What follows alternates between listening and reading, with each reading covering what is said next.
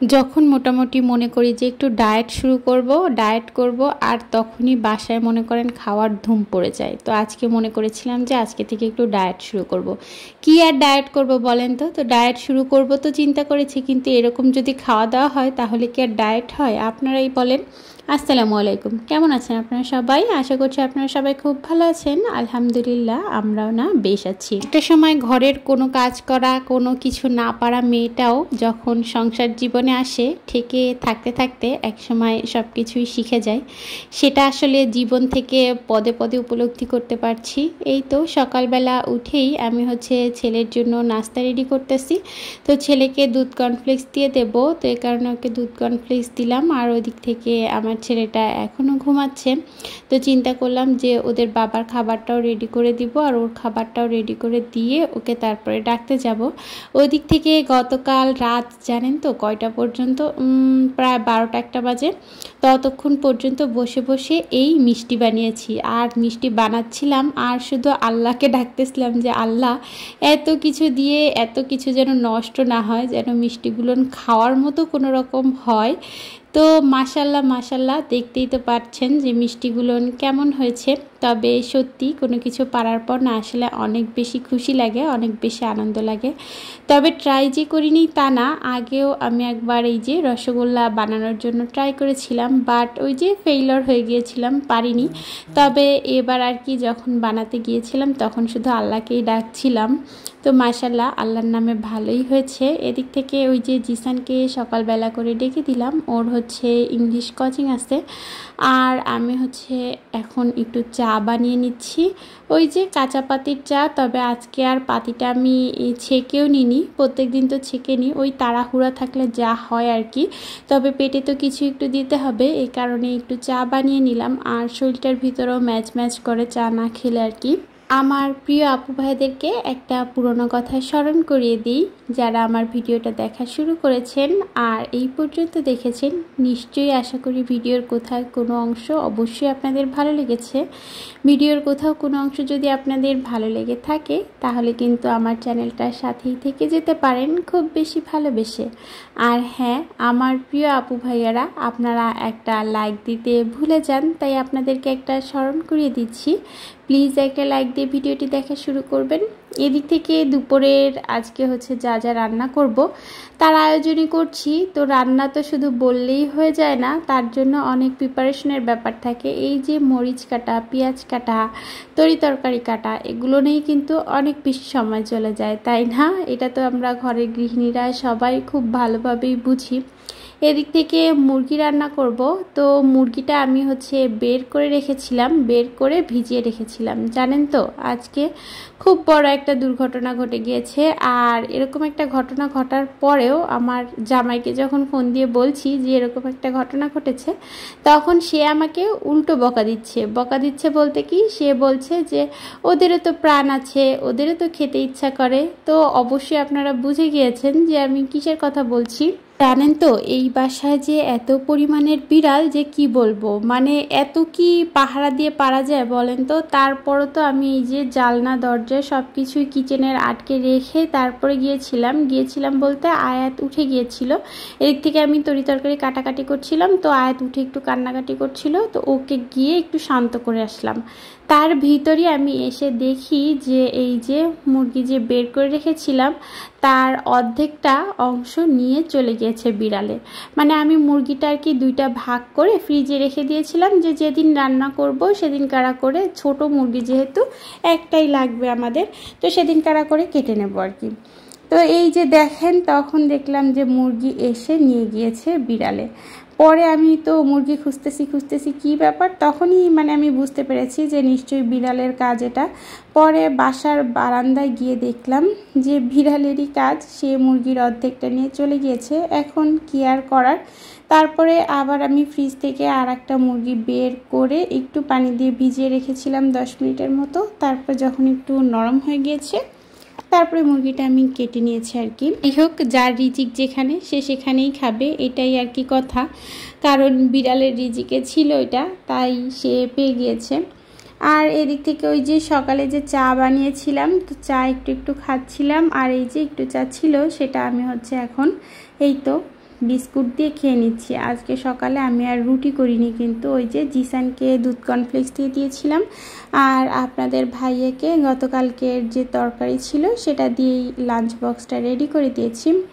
আর এই তো এখন হচ্ছে আমি খাবার দাবারটা খেয়ে নিচ্ছি। খাবার দাবার বলতে ওই যে একটু চা আর বিস্কুট, তারপরে তো লেগে পড়বো দুপুরের রান্নাবান্নার কাজে। আর এর ভিতরে অন্যান্য কাজগুলো আছে, যেমন ঘর গোছানো, ঘর মোছা, আয়াতকে খাওয়ানো, মানে একটা গৃহিণীর কাজের কিন্তু শেষ নেই।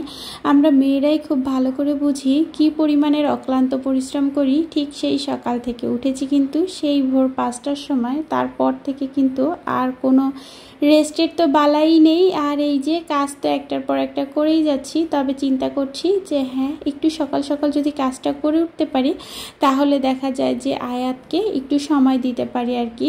ওই যে বিকাল হলে একটু আয়াতকে নিয়ে বাইরে বের হওয়া, তারপরে আয়াতের সাথে একটু সময় কাটানো, এই আর কি। তো এদিক থেকে দুপুরের রান্নার আয়োজন তো শুরু করে দিয়েছি। 2 চুলায় দেখতেই পাচ্ছেন 2টা রান্না করবো আর কি, একটু তাড়াহুড়া করে। আর এই যে গরমকাল আসলেই মোটামুটি আমার বাসায় প্রত্যেক দিনেরই বলা যায় খাবার, মানে না হলে প্রত্যেক দিন না হলেও একদিন পর পর একদিন তো এগুলো থাকবেই। এই যে করলা ভাজিটা তো মাস্ট, মানে রান্নাটা তো আপনাদের ভাইয়া আর কি পছন্দ করে এখন, তবে ওই যে এখন মাশাল্লাহ ভালোই খায় সে। তো করলার তরকারি, করলার ভাজি, করলার ভর্তা, এগুলো আমার বাসায় গরমের দিনের একদম বেস্ট দৈনন্দিন খাবার বলা চলে।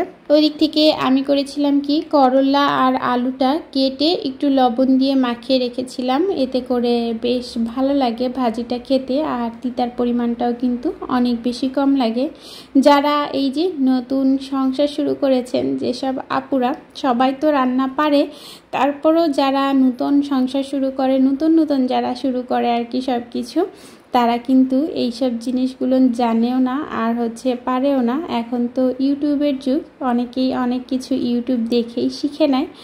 এই তো তাদের জন্যই আর কি বলে দেওয়া, একটু যদি করলাটা লবণ দিয়ে ভিজিয়ে রাখা হয়, ভিজিয়ে মানে একটু মেখে রাখা হয়, তাহলে না ওই যে তিতাটা একদম চলে যায়। তবে অনেককে আবার দেখেছি, বিশেষ করে এই তো আমার বোনকেই দেখেছি, ও হচ্ছে আগে এটা লবণ দিয়ে মাখিয়ে রাখে, তারপরে হচ্ছে ওইটা ধোয়। তবে আমি অবশ্য সেরকমটা করি না, আমি সবসময় আগে ধুয়ে লবণ দিয়ে মাখিয়ে রাখি, তাতে করে দেখা যায় কি তিতা পানিটা চলে যায় আর কি। আর জানেন তো এই তো করলা, এত করলা কোথায় বাসা থেকে আসলো, এখনও ফ্রিজে আমার অনেক বেশি আছে, মানে যা আছে তা মনে করেন আরও 1 সপ্তাহের মতো আমার চলে যাবে। তো এক ভাবি আর কি দিয়ে দিয়েছে, তাদের মাশাল্লাহ অনেক করলা হয়েছে। আমরাও যদিও করলা গাছ লাগিয়েছি, তবে এখনও হয়নি, দেখা যাক কবে নিজের গাছে করলা ভাজি করে খেতে পারি। আর এই তো এদিক থেকে এখন হচ্ছে আমি পেঁয়াজ আর কাঁচামরিচ দিয়ে দিলাম। তবে হ্যাঁ, মরিচগুলো কিন্তু আমার নিজের গাছেরই। আসলে খুব বেশি ভালো লাগে যখন নিজের গাছের, নিজের রোপণ করা কোনো কিছু রান্না করি, এটার যে কি একটা শান্তি ফিল হয় মনের ভিতরে, এরকম গাছ না লাগালে, ফলন না হলে হয়তো বুঝতে পারতাম না, মানে অন্যরকম একটা শান্তি ফিল হয় আর কি। তো এই তো, আর করলা ভাজিতে আমি একটু তেলের পরিমাণটা বেশি দিলেই না আর কি ভালো হয়। তবে এখন ওই যে বললাম না, আমি একটু ডায়েট করতে চাচ্ছি, মানে ওই যে আপনাদের ভাইয়ের জন্যই আর কি, আর নিজের স্বাস্থ্যের কথা চিন্তা করেও যাতে একটু স্বাস্থ্যটা ভালো থাকে, সুস্বাস্থ্যের অধিকারী হতে পারি, এই আর কি। তবে হ্যাঁ, একটা জিনিস কিন্তু সত্যি মানতেই হবে, সেটা কি বলেন তো, এই যে যদি আপনার শরীর স্বাস্থ্য বেড়ে যায়, তাহলে না সত্যি বলছি প্রত্যেকটা কাজ করতে আপনার অনেক বেশি কষ্ট হবে। আর যদি আপনার শরীর স্বাস্থ্য ফিট থাকে, তাহলে না কোনো কাজেই কোনো কষ্ট মনে হয় না, সব কাজ করে ওঠা যায়। এদিক থেকে কথা বলতে বলতে এই তো আমি হচ্ছে মাংসটাও কষিয়ে নিচ্ছি, মানে মাংস বলতে মাংসের মশলাটা। আর আজকের চিকেনটা আমি হচ্ছে প্রেশার কুকারেই করব। প্রেশার কুকারে করলে না খুব তাড়াতাড়ি রান্নাটাও হয়ে যায়, আর খেতেও কিন্তু খুব বেশি টেস্ট হয়। এদিক থেকে এই তো আমি হচ্ছে এখন ধুয়ে পরিষ্কার করে রাখা চিকেনটা দিয়ে দিলাম। মশলাটা কিন্তু আমার কষানো হয়ে গেছে, এবার একটু ভালোভাবে কষিয়ে নিয়ে তারপরে হচ্ছে পানি দিয়ে দেব। আর এই যে এদিক থেকে করলা ভাজিটাতে আমি হচ্ছে ওই যে শুরুতে তো লবণ দেইনি, কারণ যেহেতু লবণ দিয়ে মাখিয়ে রাখি, তো এই কারণে পরবর্তীতে আমি একটু লবণ দিয়ে দিলাম আর কি। আর একদম চুলার নিভু নিভু আঁচে রেখে ভাজা ভাজা করে ফেলবো। এভাবে সত্যি বলছি করলা ভাজিটা করলে একটু তিতা লাগে না আর অসাধারণ খেতে লাগে। এরকম ভাজি করাটা আমি শিখেছিলাম আসলে আমার এক মামা শ্বশুরের কাছ থেকে। আর এই যে চিকেনটা আমি যেহেতু একটু বেশ অনেকটাই, আর আমার প্রেশার কুকারটা একটু ছোট, তো এ কারণে একটু, তবে হ্যাঁ আটতে একটু কষ্ট হলেও পরবর্তীতে আবার কিন্তু এঁটে যাবে, কারণ মাংসটা তো একটু টানবে। এদিক থেকে এই যে করলার ঝোল করব। তো ওই যে ফ্রিজে লাবড়াকি মাছের মাথা, লেজা আর এই তো কানসের দিকটা ছিল, তো সেটা একটু ভেজে নিলাম। আর এই যে মশলাটা খুব সুন্দরভাবে কষিয়ে নিয়েছি। এখন করলার আলুটা দিয়ে দিলাম। ওদিক থেকে প্রেশার কুকারটাও আমি বসিয়ে দিয়েছি, মানে মাংসটা কষিয়ে বসিয়ে দেওয়া হয়ে গিয়েছে আর কি প্রেশার কুকারে। এই যে বেশি না, 3-4টা সিটি উঠলেই মোটামুটি নামিয়ে নিব। আর এটা যেহেতু একটু শক্ত চিকেনই তো হতে একটু সময় লাগে এই আর কি। ওদিক থেকে আমি তো রান্নাবান্না করছি আর আমার সোনা পাখিটা আমার কাছেই আছে, এই তো নিচে দাঁড়িয়েই মোটামুটি খেলা করছে। আর যাক মাশাল্লাহ, আমার মেয়েটা যখন খেলা করে তখন আমার খুব ভালো লাগে, কিন্তু ঠিক যখন বিরক্ত করে আর এই যে রান্নার সময় বিরক্তটা তখন করে, তখন আসলে অনেক বেশি রাগ হয় নিজের উপরই, কেন আমি জানি না। তারপরও আসলে যেহেতু মা, অনেক কিছুই ধৈর্য সহ্য করতে হয়, আসলে আল্লাহ তাআলার পক্ষ থেকেই এগুলো সহ্য শক্তির ক্ষমতাটা দিয়ে দেয়। তবে মাশাল্লাহ আমার মেয়েটা দেখছি যে এখন তো খেলছে, আরও যখন আমার রান্নার সময় বিরক্ত না করে খেলে, তখন আমার মনে হয় বারবার ওকে গিয়ে আদর করে আসি। এই তো এখন দুপুরে রান্না বান্না তো হয়ে গিয়েছে, চলেন আপনাদেরকে একবার দেখিয়ে দিই, তারপরে আমিও খেতে বসবো, কারণ প্রচুর পরিমাণের ক্ষুধা পেয়ে গিয়েছে। এর ভিতরে আমি গোসল করে নিয়েছি, আয়াতকে গোসল করিয়ে দিয়েছি। এই যে করলার ঝোল আর এই তো করলা ভাজি আর মুরগির মাংস। ভিডিওটা এই পর্যন্ত। আল্লাহ।